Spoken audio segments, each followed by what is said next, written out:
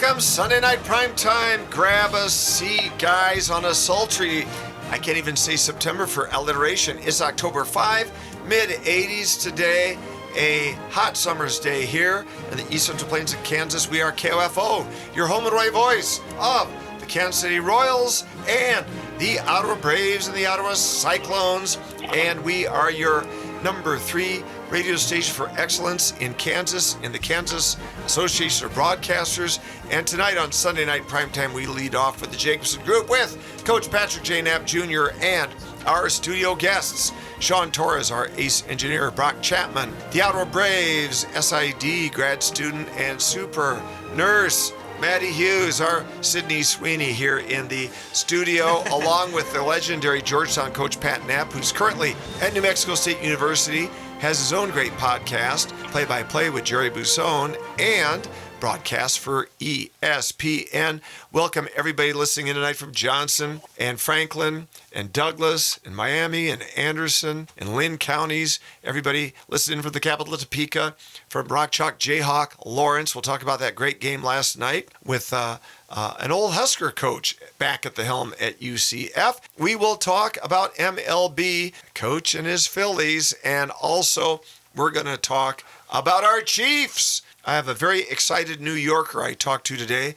going to his first ever Chiefs game next week. I said, you will never hear a decibel level like that in an open-air stadium. And then there's that great drum roll of the tomahawk chop. All of you also listening from Baldwin City and Olathe, and of course Ottawa here, Wellsville, Osage City, Osawatomie, Linden, Richmond, Princeton, Paola, Gardner, Garnett. Let's get ready to rumble, ladies and gentlemen, on this beautiful Sunday eve, because we've got Coach Knapp here with us. Let's do the wide world of Knapp.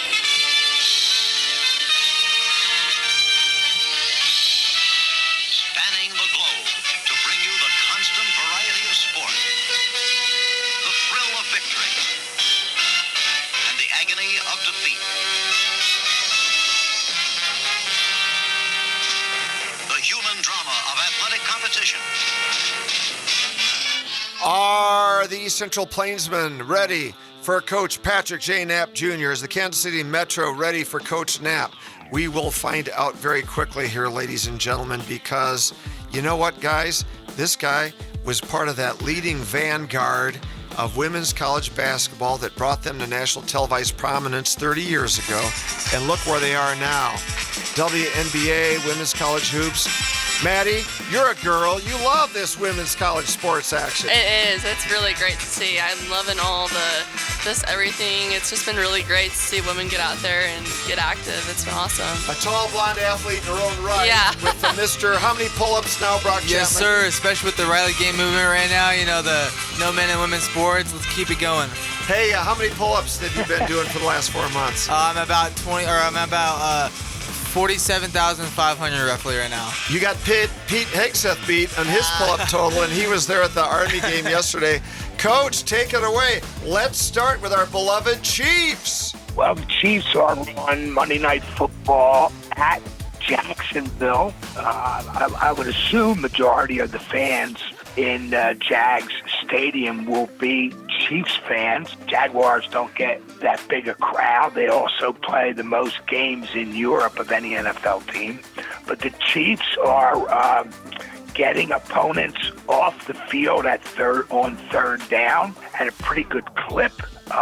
They are also 9 for 10 offensively on fourth down conversion. Mahomes is still the leading rusher, not good, but Isaiah Pacheco is catching up with 127 yards. You're going to see him and Kareem Hunt running more. The Jags are 3-1. Yeah, so they are. No pushover. Going to be a tough. I mean, the Chiefs can't afford to lose this, can they? They'd go to 500 again. I mean, they'd go below 500. Yeah, I wouldn't go that far, but no, the Jags are formidable. 24 points a game is 16th in the league, but they're giving up 18 points a game, which is 4th in the NFL. And we've talked about the Chiefs' rushing issues. Travis Etienne, starting running back for Jacksonville, has 394 yards rushing for the year. That's double the Chiefs' leading rusher. It's more than double. So the ground game watch and see if the Jags can stifle the Chiefs even more, and see if Kansas City can stop up Travis Etienne. It should be a pretty good game, I would think, because offensively, Liam Cohen was the former offensive coordinator of Tampa Bay, and Baker Mayfield had a great year a year ago. He's now the tutor for Trevor Lawrence, the QB for the Jaguars. And again, they're scoring 24 points a game. I think Kansas City's defense will be the stopper here. They're doing very well overall. And I see them confusing and sacking Trevor Lawrence numerous times on Monday night. That's a good call, Coach. I mean, the Chiefs can't afford to fall to 2-3 after the first two losses. They've rallied. That was a great game last week. Brock Chapman, your take. You followed the Chiefs closely. You fundraised for the Ottawa Braves up at Chiefs Stadium. What do you think is going to happen? Yeah, I just think, like, I'm looking at it right now. As of recently, the Chiefs are a 3.5 point favor. So it's not too big of a margin. But I think that like the money line that you see, I'm not a big gambler, but the money line is negative 185, so that's pretty good, right? I think the Chiefs are getting their feet underneath them right now. They're after that Super Bowl loss. I think that still got to them this year. Starting the preseason, starting the regular season, ending preseason like 0-3, I believe, right? That's true. That's true. the first time preseason. First time for and Andy then Reid. 0-2 for out of the gate in the regular season. Just the fact that obviously, you're starting Pat, and then the first quarter of every game, and then you're putting your backups and your third and fourth stringers in. I mean, you're destined to lose games if you put your fourth strings in. But I think that they're doing really well now. Even though I'm not a Chiefs fan. Stats speak for themselves, and I think they're still growing. I think if they stay healthy, they use Worthy a lot. Last game they used Worthy a lot, and they gamed. Every play was a 20-30 yard chunk play. So I think they're doing good. They're gonna be good. I think Travis just gotta stay level-headed and stuff like that. But who's our buddy Joe Castrino going to see in his first Chiefs game coming in from New York next week? Do you know who the Chiefs play next week? Yeah, they play the Jags at Jacksonville. So I think that's why they're 3.5 point favor. And then the week after, can we figure out who's the week after that? Yeah, I can get you guys back because that's the home game he's going to see. Maddie, I love the tomahawk chop and the drum beat. Yes. And, my wife is such a huge football fan. She knows her Huskers like two deep, three deep at every position. You a football girl? I am. I love watching the Chiefs. I have been only to one Chiefs game before. I was much younger than I am right now, but yeah, you're really old. What, 21, I know. 22? Yeah, I'm really old. 22. Yeah. My ripe age is 22. Holy moly. I went when I was a kid, and gosh, it was such a fun environment to go. If anyone has not been to a Chiefs game, I highly recommend going. It is an experience itself. It is so loud. 145 decibels. Yeah, in you an might open lose air your stadium. hearing, but honestly, it's worth it just to be a part of the team, and the atmosphere is just really great. So yeah, to get back to you guys with the next game the Chiefs play after the Jags, when they play tomorrow at 7:15 p.m. They play Sunday, October 12th. Against the Lions. So that's who Castrino gets to see, the Lions. That is going to be a shootout. That's going to be a massive game. I believe the Lions have been putting up 30 average a game over their opponents. So don't quote me on that, but from the recent stats I've seen and through ESPN and obviously Instagram and X and whatnot, the Lions have been destroying it after they had a year-ending, just like obliteration in the game against the Commanders. When Jalen Daniels went down there, and just absolutely smoked them in the red zone. It was crazy. Brock, I've been watching the Detroit Lions since the late 1960s. Hey, Coach, is Alex Karras and is he still playing for the Lions there? Now he's punching horses in the face. In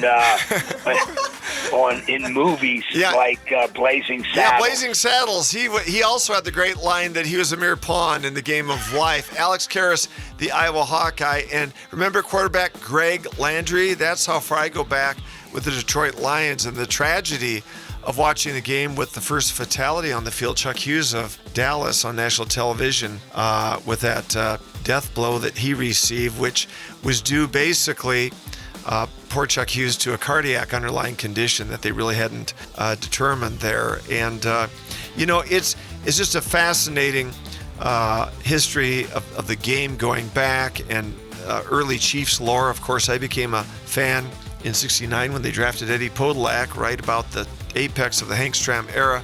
Coach, let's move on. We got so many baseball fans here, and oh my goodness, even the Cubs got out of the gate well here, and the Yankees. We've got MLB with some of the classic teams of yore back in the 4. And Coach, we know you're a Philadelphia guy too.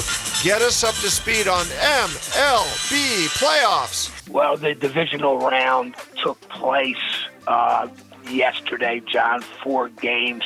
Cubs got bombed 9-3 at Milwaukee. Yeah, they Toronto did. That was bombed sad. New York 10-1. Yeah, so my Phillies lost a close one 5-3. They should have made a pitching change in the 7th, and they did not. Coach, they needed you and the manager, Skipper Doug out there, buddy. Yeah. Well, I'll tell you what, I believe in bringing in your closer before the 9th inning. Amen, brother. If the top of the lineup is up at bat, which was the case with the Dodgers. You have Ohtani, you have Mookie Betts, you had Freeman, you had Teoscar Hernandez. There could be 3 Hall of Famers right there on the first 4 batters. Yep. And we had the wrong pitcher in, and Hernandez hit a 3-run homer, and boom, in the 7th inning, that was the game, 5-3. Well, Coach, that's why you had a 40-year coaching history filled with championships. You knew when to make those moves. Back at you, Coach. Well, I'll tell you what, I'm not the only one. I know that Tony La Russa used to do it with Bruce Sutter. Yes. And Joe Torre used to do it with Mariano Rivera. Yep, he sure and did. There are other guys that have done it too. The other game was Detroit at Seattle. Seattle a heavy favorite, but Detroit, who stumbled to the finish line and lost the division to the Cleveland Guardians, has now won 3 out of 4 games. They beat Seattle 3-2 in 11 innings. So today's schedule is light. New York at Toronto, Detroit at Seattle, and the divisional series continue. Brock, any favorites for you? I love baseball. Obviously, I'm not following it right now, so You're I in don't. charge of our baseball team here with all 67 guys. That's keeping you pretty busy. Now I'm actually going to be turning the reins to the new graduate assistant, Cody Condi. He's a baseball player last year, so he's going to be taking over for that. He's going to be in charge of setting up those events. But yeah, baseball. I've always been a Dodgers fan. My mom was a stereotypical Dodgers fan, so I grew up a Dodgers fan and an Angels fan. But baseball to me, it's slow for me. It's fast for other people. But I get more interested in wrestling, obviously, football, other sports now. I do watch the highlights and stuff like that, but I don't have too many stats and too much knowledge in it right now. You're quite the stadium announcer these days, both Yes, outdoors and indoors. I'm hearing your announcements there at the field as well as in the field house. And Brock, we're going to tease it. There's another big role you're going to have on the university, but we're keeping it under wraps for just another week. But this guy will have another feather in his resume cap. Maddie, who's your baseball team? I'm the Royals girl. I've been to a lot of Royals games. They're really fun. She's a loyal Royal. I am, yes. Loyal Kansas Cityan, I guess you could call me. And our softball team at Ottawa is going up to Lawrence here within, a week or so to play up there, aren't they, Brock? Yeah, they are. They had a pretty successful weekend this week, too. They played their first preseason game. They played, Cali Community College. They won a game. I want to say it was like 3-2 and then 3-1 or something like that, or 2-1. Closer games. Obviously, we have a ton of freshmen that came in this year. I think this year is one of the biggest recruiting classes we've had for freshmen in years. I want to say my sophomore or junior year as an undergrad, we had another big recruiting class for all sports. But this year, the soccer team, women's soccer team, the football team, the wrestling team, the men's wrestling team brought in 27 freshmen this year. These are scholarship kids. Yeah, guys. These are all scholarship kids. Softball, I know most of them. They brought a bunch in. The baseball, they're gonna have 3 to 4 teams this year. They're gonna have 1 or 2 developmental teams, 1 or 2 JV teams, depending on how they want to name those teams, and then amazing. varsity is going to just be Amazingly stacked. prolific, yeah. Yeah, it's just going to be a great year. But no, softball, Crowley College or Cali College, Community College, they're not the best, but they're still a team, and you still have to play them. And I think we did a good job. I think why it was such a low-scoring game is because we subbed in a lot of people, changed positions, stuff like that. But we have a better pitching staff now, so I think we're gonna have a good year. That was the key. Last year could have been a great team, but for such youth at pitching, they'll be very good this year with I think we only had one or two. We only had two solid pitchers. Yeah, two and real then solid long-term. One of them got hurt, and then one of them had the red shirt because of an injury as well, I think. So this year, I'm very optimistic. I believe we have 6 pitchers. Don't quote me on that, but from last year, that's 2 more than we had, and just in general. So. And now, guys, it's the best of times, the worst of times. I'm pulling in Charles Dickens, K-State, and KU football. Oh, I saw my old frenemy, Scott Frost, on the sidelines last night. Deja vu all over again, back for UCF, and good grief. Archetypical goal line stands. Review that game for us, the Kansas Jayhawks, Coach Knapp. Yeah, Kansas 27-20 over UCF, and I was thinking the same thing about Scott Frost, former Nebraska coach. In the fourth quarter, he kept running the ball to no avail when his quarterback was playing well. Yep. And obviously at the end, he got stuffed. Yep. 3 consecutive plays from the 1-yard line with less than 2 minutes to go. Unbelievable. So Kansas defense stiffened up and played well. Jalen Daniels, 18 for 26, no TDs. UCF's quarterbacks went 22 for 37, but KU sacked them twice, and they were big sacks. UCF outrushed Kansas, but KU's running back, LaShawn Williams, 12 for 58, not much with yardage, but 3 TDs. So Kansas is 4-2 at Lubbock next week, and Texas Tech, John, is at the very top of the Big 12. They're number 1 in offense and defense, and they are 5-0 overall. So, and an injury-devastated Iowa State has gone down with just devastating injuries. They incur their first loss. Kansas, that could be a season hinge game for them, that win yesterday, Coach. Last year, they were about 2-4 at this time with heartbreaking losses. 4-2. They look like a bowl team to me at this juncture. Yeah, they're their game against Kansas State in a couple of weeks is going to be a big one in that regard, because both of them are tiptoeing on the bowl line right now, although K-State is 2-4.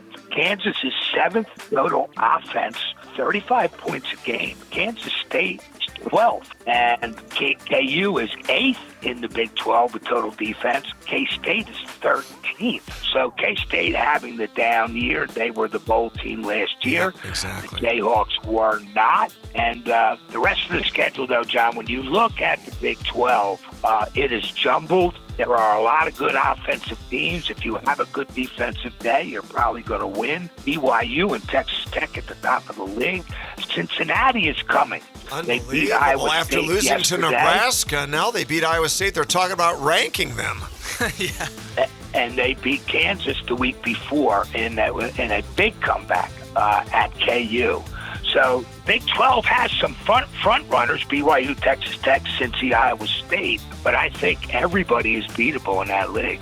Coach Patrick J. Knapp Jr., we want to thank our sponsors, by the way, Jim and Cindy Jandrin, both at Midwest Renewable Energy, LLC. They're a great ethanol renewable fuels operation in the eastern southeast plains of Nebraska there. Energy for Strong Americas, lean is clean and it's green. And also Jim and Cindy, Life Runners. Go to liferunners.org. Get your Life Runners t-shirt. Run and walk for life like the lovely and gracious Deborah Jacobson does. Building a culture of life, helping expectant mothers and their babies along the way and after they are born as well. And a salute to all the throngs of people today across the nation at the Life Chains here in Ottawa as well. Representatives from all the churches, very interdenominational, very ecumenical today here in Ottawa. Great thing to see folks prayerfully and positively affirming life and the moms that are carrying these babies. So thanks to Jim and Cindy Jandron. And Coach has that great podcast that we also link to on our KOFO website.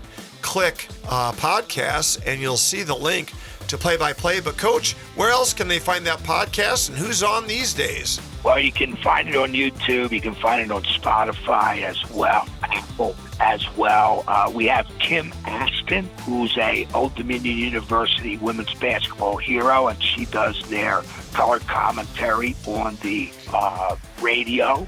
And Kim is a big deal in the Tidewater area when it comes to athletic training and student athlete welfare and well-being. So we get into a lot of topics with Kim Aston. Guys, this is epic. Stay tuned here as we continue through the evening on primetime Sunday nights. Thanks to Coach Patrick J. Knapp Jr. Coach, when's your first basketball telecast this year on ESPN? I believe it's November 4th.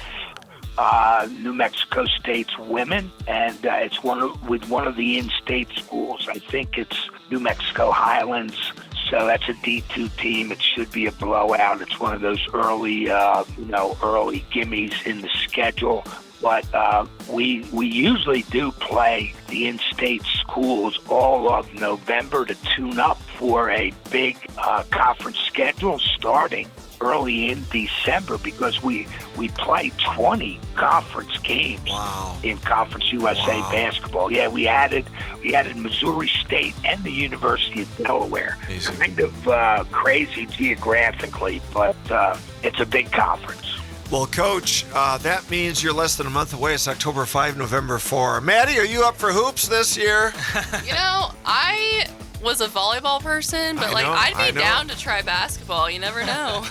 You know what? You got the height. You got the height for hoops. I think Coach could use you as a 3-forward there at Georgetown. So what do you think, Brock? Well, yeah, I mean, we've been in there. I've been in the gym. So when we have volleyball and stuff, I'm in there, and the men and women's basketball teams are just kind of hitting their individual, hoops and stuff like that. And I'm in there sometimes, shooting my own hoops and doing trick shots and whatnot. So, I think I can hit some threes here and there, but definitely can't be on scholarship. That's for sure.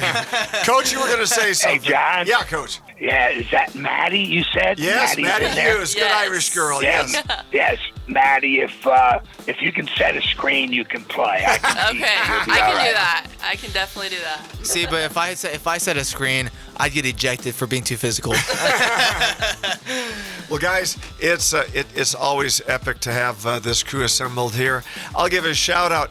The Harlem Globetrotters celebrate their 100th anniversary this year. Guys, 55 years ago, I got a Scholastic book, The Harlem Globetrotters. I ordered it in 3rd grade. They were talking about the Globetrotters. They're going to be 50 years old in 5 years. Coach, 100 years old. That is how old I'm getting. I was reading about, and my dad took me to see Meadowlark Lemon and Curly Neal before their 50th anniversary, and we were speaking about the Detroit Lions earlier. I go back to that famous New Orleans Saints win in Tulane Stadium over the Detroit Lions, who were laughing at then Tom Dempsey's 63-yard field goal attempt that sailed through. On the call, the great Don Criqui, Notre Dame legendary announcer, CBS NFL announcer. Coach, can you believe Don Criqui, the former voice of the Orange Bowl with Bob Trumpy, just celebrated, he's alive and well, his 85th birthday. He's right up there with Musburger. 85, baby. Wow. Well, congratulations to Don. I do remember him doing NFL and Notre Dame. And by the way, that Tom Dempsey kick, remind our sports fans, John, Tom Dempsey had a club foot. He used to have a wooden wedge in the front of his brakes, and it helped him a little bit. Yep. That was back in the days when the goalposts were at the back of the end zone, too. And Alex Karras was pointing and laughing, those guys, at the field goal attempt. And we've seen some longer ones since. But, boy, the Criqui call is a legendary call if you pull that up on YouTube. Anyway, stay tuned. John Jacobson here. For all of the gang here, be safe, be smart, be good, be strong. Love Jesus Christ. And God bless us, everyone. Till we meet again, catch that podcast, KOFO.com, the Jacobson Report, and play-by-play with Coach Knapp. Till we meet again, bye-bye.